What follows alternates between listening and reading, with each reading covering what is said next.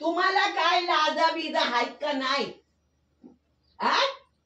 गावाची पार हागणदारी करून टाकली. गावात पाहुण्यांना आल्या आल्या दाखवणार काय तुमची ढुंगण?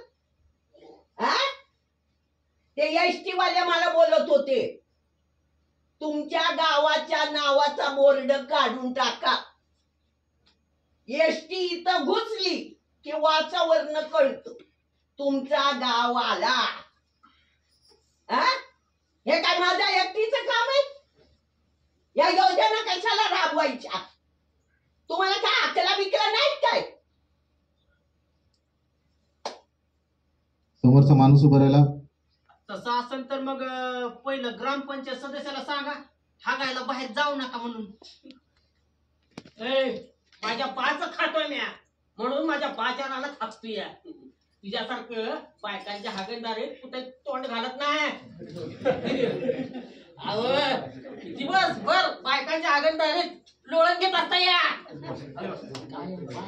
असतंय गिरण मग असतो. नीट बघ नीट बघ. हे वासामुळे लागलंय. थांबा सरपंच, 4x7च्या खोलीत स्वतःला कोंडून घेऊन हागायचं, तिथंच वास घेत बसायचं. आपल्याला काय जमणार नाही. बरोबर बोलतात की अण्णा. हा म्हणजे बघा ना, ते कसं आहे आता बाहेर पडलं जरा मोकळ्या रानात कसं फिरता येतं, पाहिजे तसं ते ते ते ते करता येतं नाही का? गण्या काय माणसानं काय करायचं? आम्ही पण उघड्या जागेत जायचं का? तुम्ही सगळ्यांनी लाज सोडली म्हणून आम्ही पण सोडायची का? नाही म्हणजे तसं नाही नाही नाही, आपलं ठरलंय असं घरात संडास नसल्या फालतू पोराशी आपण त्याला लग्न करणार नाही.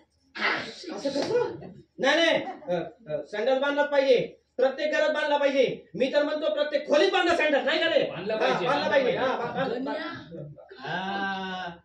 उद्या म्हणशील त्या संडासात बसून जेवाय पाहिजे. कलियुग आहे रे, कलियुग आहे. चला उठा रे, सगळ्याची वेळ लागली. चला